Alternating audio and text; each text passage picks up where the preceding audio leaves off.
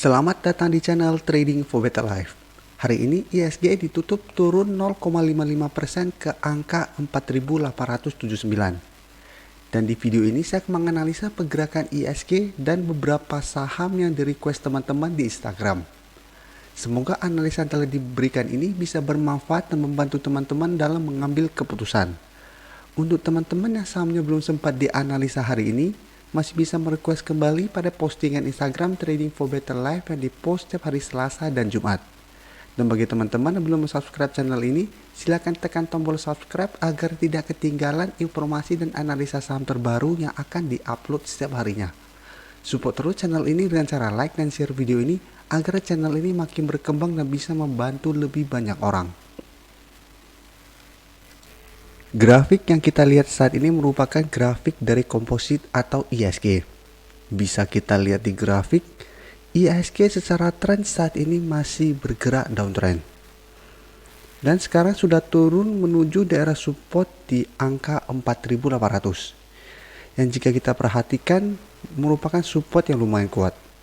Karena telah dua kali ISG sempat menyentuh harga 4.800 dan masih berhasil rebound. Pada hari Jumat kemarin saya telah menganalisa pergerakan ISG. Pada saat itu ISG naik 2% lebih. Dan di video itu saya sudah menjelaskan bahwa jangan terlalu optimis pada kenaikan 2% ini. Karena secara tren ISG masih bergerak downtrend. Dan kenaikan satu candle 2% ini belum menandakan bahwa ISG akan mulai bergerak reversal trend atau bergerak uptrend lagi. Dan ada yang sebelumnya menyatakan bahwa Pak, kenapa tidak menyebutkan bahwa adanya gap up pada kenaikan ini. Pada saat dua video sebelumnya juga saya pernah menjelaskan tentang ISG dan saya menjelaskan bahwa ISG gagal break dari garis EMA 50 dan berpeluang untuk turun. Tapi pada saat itu ada menyatakan bahwa Pak, kenapa tidak menyebutkan bahwa terbentuk gap up pada kenaikan itu sehingga wajar ISG turun. Apabila pernyataan yang wajar ISG turun karena terbentuk gap up, harusnya pada saat menutup gap ISG rebound kembali. Tapi kenyataannya setelah menutupin gap ISG masih turun. Dan jika kita lihat lagi, ini ada dua gap down. Harusnya kalau logikanya kita fokusnya gap, adanya gap up harus turun, ini adanya gap down harusnya naik. Tapi pada saat terbentuk gap ini, tidak ada yang menyatakan bahwa IHSG bentar lagi naik karena adanya gap down. Jadi harusnya IHSG naik untuk menutupi gap yang ada. Memang kita harus tahu secara teknikal apabila ada gap, gap itu akan tertutup. Walaupun kita tidak bisa memastikan kapan akan tertutup. Dan fokus kita itu utamanya bukan di gap. Jadi bisa saja memang ISG turun untuk menutupi gap, tapi itu bukan alasan utamanya.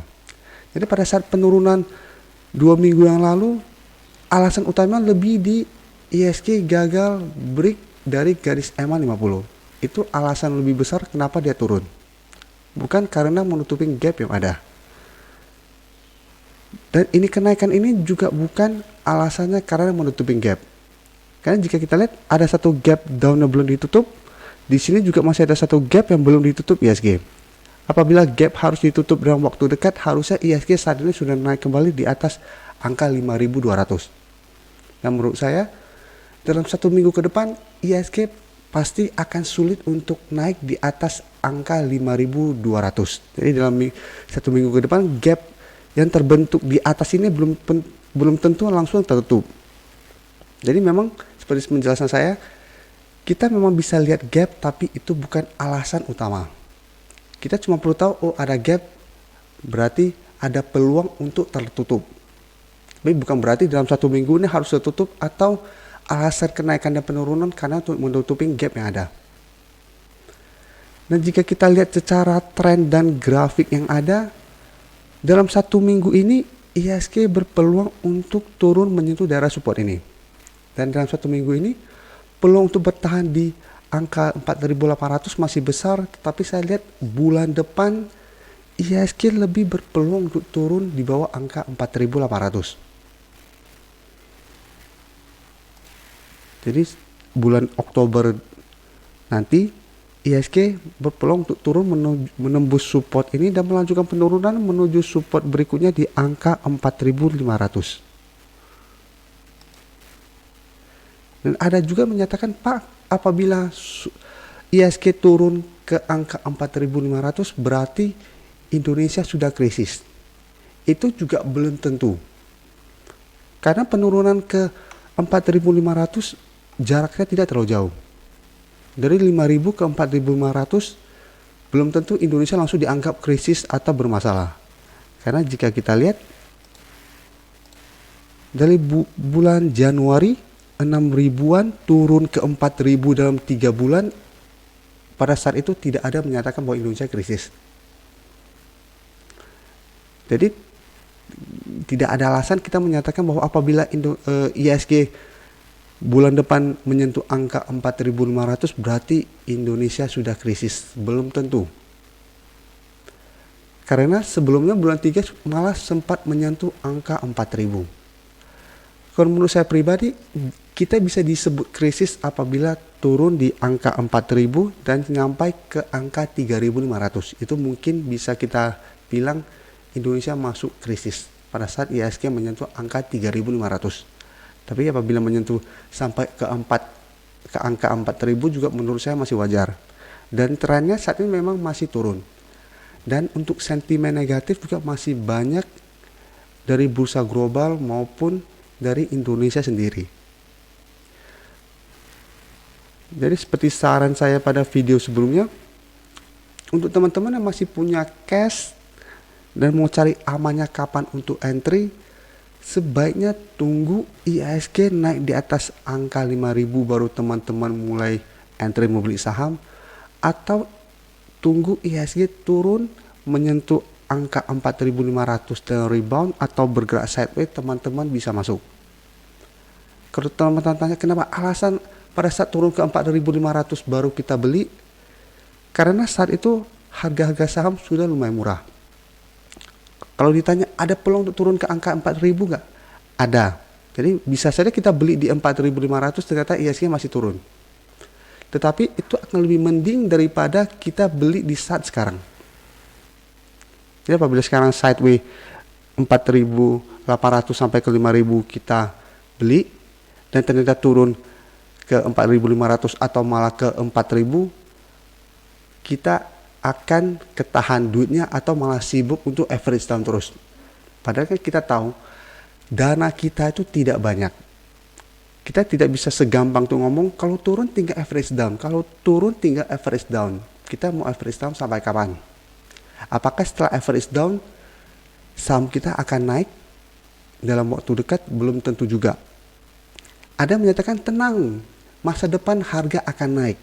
Secara teori iya. Tapi jika kita lihat apabila kita salah membeli saham, tahun depan juga belum tentu harga saham kita naik. Jadi semua balik lagi kita harus punya money management. Kita tahu risk dari saham kita beli, kapan mencegah risk yang makin besar dan lain-lain. Jadi paling penting adalah tahu kapan untuk entry, bukan kapan untuk cut loss atau kapan untuk average down. Tapi yang paling penting untuk kita membeli saham adalah kapan waktu yang tepat untuk entry. Oke. Jadi dalam 1 minggu ini saya lihat IHSG masih mungkin bertahan di atas angka 4.500, tapi bulan 10 kemungkinan besar support 4.800 akan terlewati. Tapi apabila teman-teman tujuannya memang ingin trading jangka pendek, saat ini masih banyak saham-saham yang bertahan di atas support kuatnya. Jadi teman-teman bisa coba screening saham-saham yang seperti saran saya, cari yang masih bertahan di atas garis EMA 50 dan 150. Apabila teman-teman cari saham itu, tunggu di daerah support kuatnya. Saat menyentuh daerah support kuat dan rebound, teman-teman bisa entry dan trading jangka pendek. Naik berapa persen mulai turun, take profit dulu, setelah itu tunggu kembali di daerah supportnya. Untuk saat ini, apabila ingin trading, itu cara paling aman. Nah sekarang saya akan coba analisa sekilas saham-saham yang teman-teman request di Instagram. Saham pertama akan saya analisa hari ini adalah saham BJTM. Saham BJTM pada perdagangan hari ini ditutup turun 0,97% ke angka 510. Bisa kita lihat di grafik, secara tren BJTM juga masih bergerak downtrend. Dan saat ini berada dekat dengan support kuat di angka 500. Oke, di sekitar daerah sini. Jadi sebelumnya juga BJTM menyentuh angka 500 dan masih berhasil bertahan dan rebound. Jadi saat ini BJTM juga mulai turun kembali menuju support kuatnya. Dan untuk garis MACD bisa kita lihat saat ini juga masih mengarah ke bawah. Sekarang kita akan coba lihat apa yang dilakukan bandar dan asing pada penurunan hari ini. Dari data broker summary bisa kita lihat pada penurunan hari ini bandar masih melakukan distribusi. Dan dari data pergerakan asing terlihat asing juga masih melakukan distribusi pada penurunan ini. Jadi dari data yang kita dapat, BJTM dalam satu minggu ini masih berpeluang untuk mengetes daerah support di angka 500 dan masih ada peluang untuk turun menembus support ini. Dan apabila support ini dalam satu minggu ke depan terlewati, maka BJTM akan turun menuju support berikutnya di harga 470 yang sempat dicapai BJTM pada bulan Mei kemarin. Jadi untuk teman-teman yang ingin membeli saham BJTM, sebaiknya tunggu di harga support 500 atau 470. Dan apabila saat menyentuh daerah support ini terlihat rebound, teman-teman baru entry. Dan BJTM lebih cocok untuk diinvestasikan daripada ditradingkan. Karena pertama, BJTM pergerakannya tidak terlalu liquid menurut saya, dan memang pergerakannya juga menurut saya lumayan lambat. Jadi apabila kita trading dengan pergerakan yang lambat seperti ini, sebaiknya kita fokus pada saham yang lain. Tapi untuk investasi menurut saya BJTM juga masih bagus.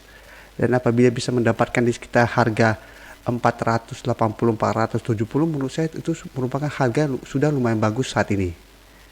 Jadi setelah mendapat di sekitar harga itu masih bisa di hold, karena peluang untuk rebound setelah menyentuh harga di sekitar daerah itu masih ada peluang.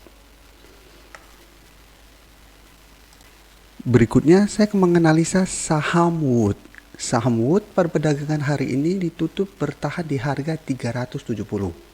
Bisa kita lihat di grafik, dalam satu minggu ini Wood masih bergerak sideways. Dan saat ini telah berada di bawah garis EMA 50 dan 150. Jadi secara tren jangka menengah sebenarnya Wood saat ini sudah mulai bergerak downtrend. Untuk supportnya jika kita lihat saat ini Wood masih bertahan di atas daerah support di angka 350 yang dua kali sempat didekati oleh Wood dan masih berhasil rebound. Sedangkan untuk resisten di EMA 50 saat ini berada di sekitar harga 390 di sekitar daerah sini. Jadi Wood saat ini masih berada di tengah-tengah resisten dan supportnya. Untuk garis MACD bisa kita lihat saat ini juga masih mengarah ke bawah. Sekarang kita akan coba lihat dulu apa yang dilakukan bandar dan asing pada perdagangan hari ini. Dari data broker summary bisa kita lihat hari ini bandar masih melakukan sedikit distribusi. Dan dari data pergerakan asing juga terlihat asing masih melakukan distribusi. Jadi dari data yang kita dapat dalam satu minggu ke depan Wood masih akan bergerak sideways dan lebih berpeluang untuk turun menuju support di harga 350. Jadi untuk saat ini apabila teman-teman mau entry, sebaiknya tahan dulu. Apabila teman-teman ingin trading jangka pendek, bisa tunggu di sekitar daerah support di harga 350. Karena seperti penjelasan saya sebelumnya, Wood terlihat sempat dua kali berhasil rebound dari daerah support ini. Jadi ini bisa kita manfaatkan untuk trading jangka pendek. Tunggu di sekitar daerah support, apabila menyentuh daerah support ini Wood terlihat rebound, bisa entry dan take profit apabila terlihat masih gagal break dari garis EMA 50 ini. Karena 3 minggu yang lalu Wood sempat rebound dari garis support 350, tapi saat menyentuh garis EMA 50 gagal break dan turun kembali. Jadi saat ini apabila mau trading sebaiknya swing trade. Saham terakhir akan saya analisa hari ini adalah saham INDF. Hari ini INDF ditutup bertahan di angka 7.000. Dan jika kita lihat di grafik, saat ini INDF bertahan di atas support kuat di EMA 150. Dan jika kita lihat tren, memang masih sideways tetapi sudah mulai mengarah ke bawah. Dan untuk garis MACD bisa kita lihat saat ini juga mulai mengarah ke bawah. Jadi sekarang kita akan coba lihat dulu apa yang dilakukan bandar dan asing pada perdagangan hari ini. Dari data broker summary bisa kita lihat hari ini bandar masih melakukan distribusi. Dan dari data pergerakan asing juga terlihat asing masih melakukan distribusi. Jadi dari data yang kita dapat, sahabat, INDF dalam 1 minggu ke depan masih ada peluang untuk turun menembus support di EMA 150 ini. Jadi dalam 1 minggu depan ada peluang INDF menembus daerah support ini dan turun menuju support berikutnya di harga 6.500. Jadi untuk teman-teman yang ingin entry sebaiknya tahan dulu, karena secara tren INDF saat ini juga masih kurang bagus walaupun masih bertahan di atas daerah support kuat ini, karena asing masih terus melakukan distribusi dan bandar juga masih melakukan distribusi. Jadi ada peluang INDF dalam 1 minggu depan untuk turun menembus support kuat ini. Jika kita lihat saat ini tren memang masih bagus, karena garis EMA 50 masih berada di atas garis EMA 150 dan saat ini INDF masih bertahan di atas garis EMA 150. Tapi apabila kita lihat secara grafik penurunannya dan secara bandarmologi juga masih dilakukan distribusi, peluang lebih besar adalah untuk turun menembus support ini. Jadi karena kondisi IHSG juga masih kurang bagus saat ini, masih ada peluang untuk turun, dan INDF saat ini juga arahnya mulai ke bawah, sebaiknya jangan entry dulu untuk saham INDF. Teman-teman mau cari amannya, tunggu di harga 6.500. Apabila INDF masih bertahan di atas angka 6.500 dan mulai terlihat rebound, pada saat terlihat candle putih di sekitar daerah support di harga 6.500, apabila teman-teman lihat juga asing ada akumulasi dan bandar masih ada akumulasi, teman-teman bisa entry dan bisa take profit apabila saat entry di daerah support ini naik menuju resisten EMA 150 mulai turun, take profit saja dulu. Jadi seperti penjelasan saya di awal video, karena kondisi sekarang IHSG lebih berpeluang untuk turun, apabila kita masih mempunyai cash, sebaiknya tahan diri dulu. Karena apabila kita membeli pada saat kondisi sideways seperti sekarang ini juga, lebih besar peluangnya duit kita akan tertahan di saham yang kita entry. Apalagi kita entry dengan asal-asalan. Asal naik dikit kita langsung entry, bisa saja keesokan harinya malah turun atau 2 hari kemudian malah turun lebih dalam daripada angka yang kita beli. Jadi tetap saran saya untuk saat ini main defensif, jangan terlalu agresif, tetap entry saat daerah support dan terkonfirmasi berhasil rebound dari daerah support itu. Lebih baik kita menunggu dan dapat harga di daerah support daripada kita beli di tengah-tengah atau beli di sekitar daerah resistennya. Itu yang membuat banyak orang nyangkut di harga atas. Terima kasih telah menonton video ini. Like dan share video ini bila bermanfaat bagi teman-teman, dan support channel ini dengan cara tekan tombol subscribe agar channel ini bisa makin berkembang dan bisa membantu lebih banyak orang lagi. Terima kasih.